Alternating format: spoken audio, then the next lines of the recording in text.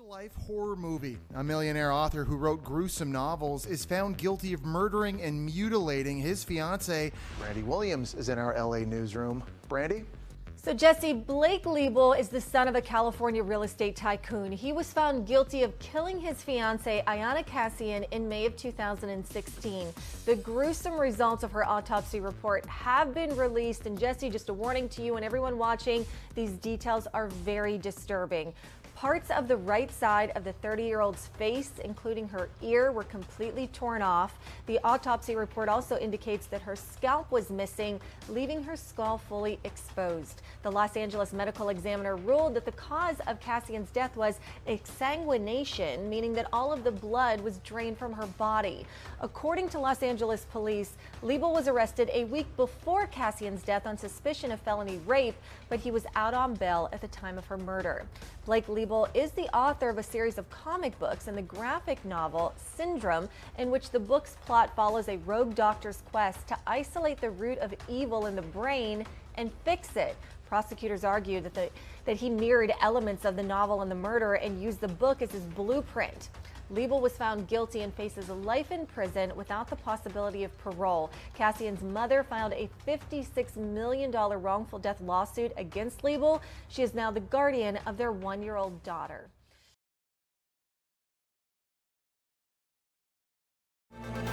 Welcome back. A Tennessee man convicted for the 2007 kidnappings, rapes, and murders of a young couple is seeking an appeal. Eric Boyd was sentenced to spend the rest of his life in prison, but his attorney says he was wrongfully accused.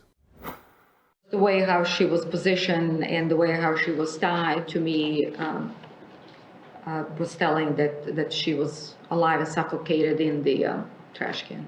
The death of 21-year-old Shannon Christian was long and torturous. The medical examiner says Christian was beaten and raped, then trapped inside a trash can. Her boyfriend, 23-year-old Christopher Newsom, was also raped before he was shot 3 times in his head, then lit on fire. The fire now is superimposed on everything, on all the gunshot wounds, and also if one is alive during fire, then the inhaled soot and all the fumes from the fire are going to be deposited on the airway, and there was none of that. The couple was heading out on a date on January 6, 2007, when they were carjacked in front of their apartment. 4 people were arrested and charged with their kidnappings, rapes, and murders. A 5th, Eric Boyd, was convicted of carjacking. But in 2018, Boyd was indicted on 36 charges, including murder, after co-defendant George Thomas agreed to testify against him. Prosecutors offered Thomas a reduced sentence from life in prison to 50 years. When you saw the 3 flashes, who did you see pulling Mr. Newsom? Mr. Boyd. And where did he pull Mr. Newsom to? Directly before me and to the back of the building. What happened after he pulled Mr. Newsom to that location? He came back and grabbed the can of gas. Who did that? Mr. Boyd. A jury found 47-year-old Eric Boyd guilty on all counts, and he was given 2 life sentences. Now, Boyd is appealing, saying Thomas's testimony is uncorroborated and that the jury pool was tainted due to media coverage. Amber Meininger's sentence of 40 to 80 years for the murder of Jennifer Dougherty was overshadowed in court by her pleading and begging for forgiveness. What do you have to say to them? I am sorry. Sorry for what? For what I've done to their family. Meininger, one of the notorious Greensburg Six, was accused of torturing Jennifer for days in early 2010. Prosecutors say Jennifer's lifeless body was found wrapped in Christmas lights in a garbage can. The mentally challenged woman had been stabbed to death. For Jennifer's sister, Amber Meininger's apology today was hollow. Do you forgive her? No, never. I don't think I ever can. In court, we also learned 2 more defendants, Peggy Miller and Robert Masters, will plead guilty later this month to 3rd-degree murder. Judge Rita Hathaway said, quoting, "These 6 people had free will. You have free will for good or evil, and these people chose evil." In accepting Meininger's plea, the judge described her as the key witness in earlier trials for Ricky Smyrns, Melvin Knight, and Angela Marinucci. The final guilty pleas will close a horrible chapter for Jennifer's family. Will your family ever have closure? Her absence is always going to be there. I don't know if closure will ever really be a reality. It would be nice. Security video shows a frail old pensioner struggling with some heavy bags. But Russian police say this is a suspected serial killer caught on camera disposing of her latest victim's body parts. She makes repeated nighttime journeys outside. 68-year-old Tamara Samsonova has been dubbed Russia's Granny Ripper. Arrested after police in St. Petersburg found the mutilated remains of the elderly woman she cared for, dumped in the street outside. Samsonova was pictured in court, blowing kisses to the media. "I'm haunted by a maniac," she tells reporters, "who forced me to kill." I have nowhere else to live. I'm a very old person, and I put the whole matter to rest deliberately. I have fought 77 times about it, and then decided that I must be in prison. I will die there, and the state will probably bury me. Well, we've come to the apartment block in St. Petersburg where Samsonova lived with the 79-year-old woman she was meant to be looking after. Of course, it's now a crime scene. You can see some neighbours have left flowers as a memorial. Police say they have evidence linking the suspect with at least 11 more grisly murders. Neighbours, tenants, even her own husband reported missing 10 years ago.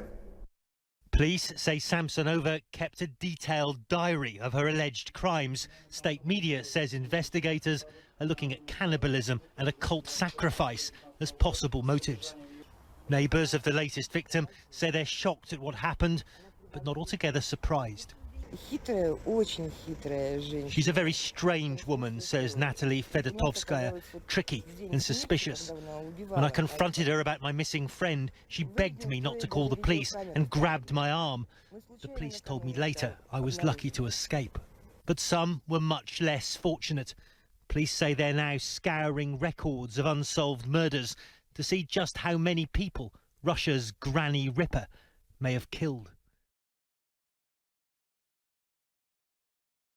The extraordinary composure shown by Hannah Clarke moments before her death have been detailed by the rescue crews who tried to save her. The mum of three knew her children hadn't survived and made sure rescue crews knew what her estranged husband, Rowan Baxter, had done.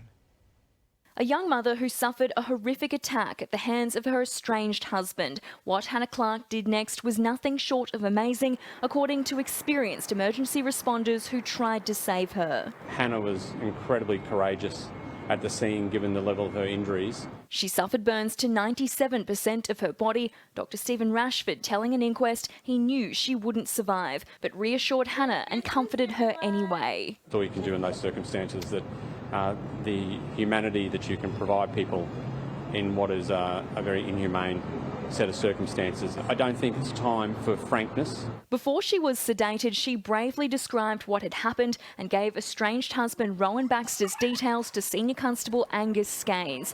He described Hannah as amazing, the coroner praising the officer for his professionalism, trying to ensure there would be evidence to hold Baxter accountable.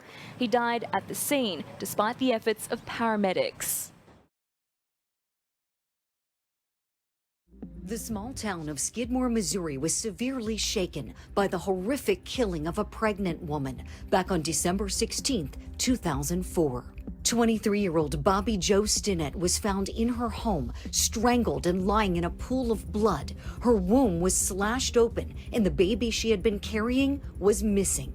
Bobby Jo's mother discovered her daughter's body. She told a police dispatcher, quote, "It's like she exploded or something." Police immediately started getting tips about Lisa Montgomery, a woman who had a history of faking pregnancies, who suddenly had a baby. Police arrested Montgomery one day after Stinnett was killed. It was somebody she knew but wasn't really acquainted with, because Bobby wouldn't have let anybody in the house that she did not know. She would have called her mom first. Authorities say Montgomery met Bobby Jo at dog shows. They shared a mutual interest in raising rat terrier puppies. On the pretense of wanting to adopt one of Bobby Jo's puppies, Montgomery drove about 170 miles from her home in Melbourne, Kansas, to meet the victim in her home in Skidmore, Missouri.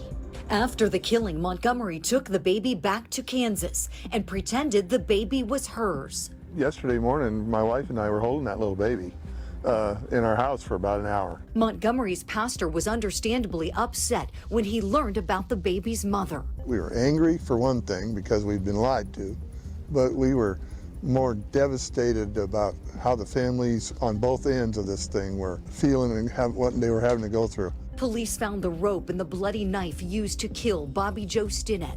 Police say Montgomery went online to research cesarean deliveries and order a birthing kit. Lisa Montgomery was convicted and sentenced to death in 2008. Defense attorneys argued she had severe mental illness and should have been given a competency hearing. Death penalty opponents unsuccessfully tried to stop Montgomery's execution. Stinnett's baby girl, Victoria Joe, survived the trauma and returned to her father.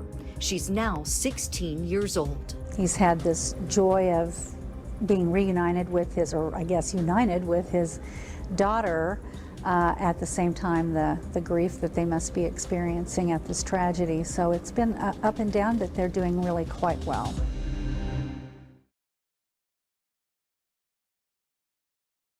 Zoe Glenn's pink bike rests on the front lawn of her Gary apartment on Clarke Road. Her mom, 28-year-old Tiara Glenn, told police that her 3-year-old was crying hysterically, started to hyperventilate, and then became unresponsive. 3-year-old, I believe. They're starting CPR. Glenn initially told police Zoe was disciplined for not eating her food. The victim's 5-year-old sister told police that Zoe was whooped with a belt and that her mom's 29-year-old boyfriend, Devon Levante Allen, often forced the girl to stand in the corner and make an X with her body against the wall. Tiara Glenn later admitted that she hit the girl with a belt at least 6 times. Glenn also said that Allen hit the little girl, tied her hands together behind her back, and covered her face with a black scarf. Glenn said Allen took the girl back into the closet and struck her several more times before she collapsed. She's unconscious, but she's breathing. According to charging documents, Zoe was limp and gasping for air. 20 minutes passed. Glenn said she Googled hyperventilation and then finally called 911. We're going to need to escort this ambulance to the hospital. Doctors at Comer Children's Hospital said the girl had a traumatic brain injury, brain swelling, and marks on her body consistent with child abuse. Both Allen and Glenn were charged with 8 felony counts and are being held at the Lake County Jail. The judge called it the worst murder case he's ever seen in Essex County history. A man was sentenced to 375 years in prison for murdering 3 people, including 2 children and a woman. And News 4's Erica Byfield was there in Newark for this sentencing and also the emotional message from that victim's family. When you tied my daughter up, you tied me up.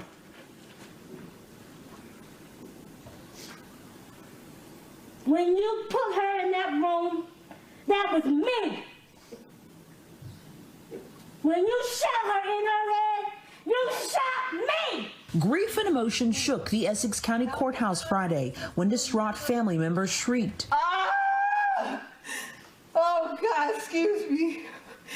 Oh, God, I love the kids. Finally getting their chance to confront a triple murderer, Jeremy Arrington. A jury convicted him of the 2016 crime. In November of that year, he took his rage about a Facebook comment out on 9 people, tying them up, torturing them, stabbing 6 of them more than 10 times each. 7-year-old Ariel Whitehurst, her 11-year-old brother, Al-Jahan Whitehurst, and 23-year-old Sayasia McBurrows were all killed. A house of horrors, a slaughterhouse that you were responsible for.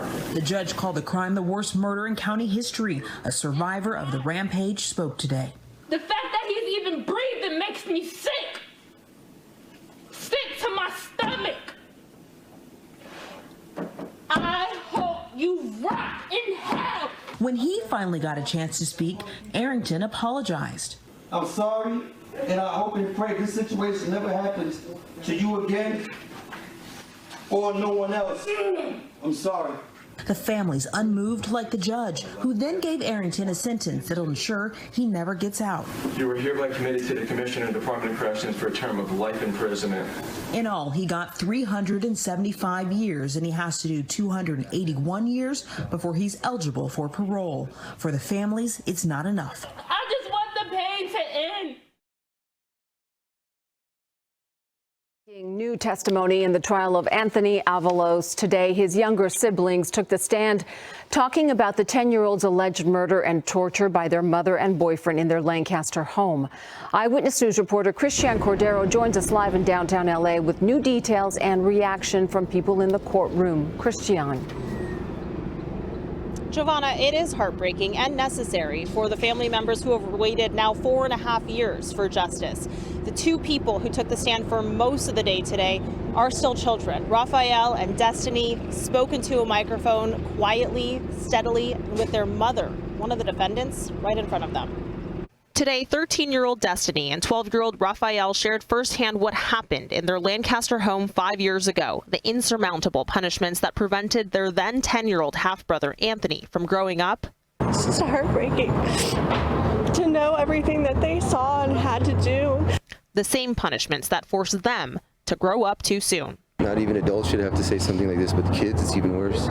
David and Crystal are defendant Heather Barron's siblings. Heather, the children's mother, and her then boyfriend Kareem Leyva face murder and torture charges for Anthony's death, which at the time Heather said was an accident. I promise you, he's been throwing himself around. When he throws himself around, like what do you mean? Explain that to me. He just throws himself on the floor. They also face child abuse charges related to the children who testified today. The kids said in the past they've had to lie about what happened to family, to doctors, and to police.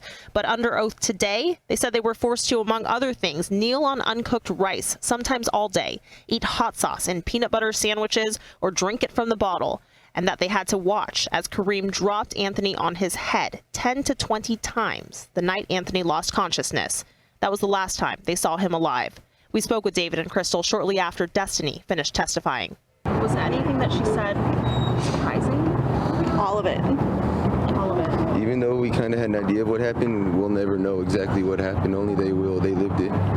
Heather and Kareem each have separate attorneys. Kareem's defense brought up certain vague or contradictory statements the children told the grand jury years ago. Heather's attorney tried steering the blame towards Kareem, clarifying that the abuse didn't start until he moved in. David and Crystal feel their sister is responsible for participating in the abuse and for not stopping it.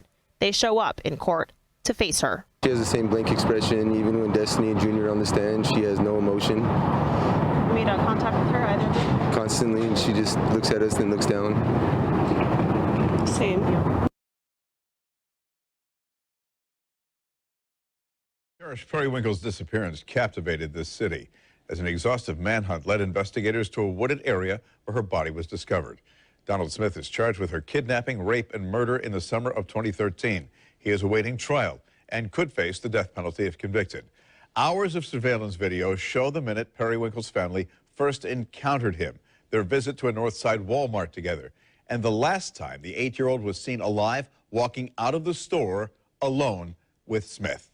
Channel 4's Ashley Harding has been pouring through the chilling footage and the 911 calls that were made that day. She's joining us now with the timeline of what happened. Ashley? Good morning, Jen. This video is very upsetting, to say the least. The surveillance video reveals a period of several hours. According to prosecutors, Donald Smith approached Rain Periwinkle and her daughters, offering to buy them clothing, since it appeared the family had been struggling. In the 911 call, Rain told the dispatcher Smith basically conned her into trusting him. Moments later, they all got into Smith's van. Later on, Cherish was gone.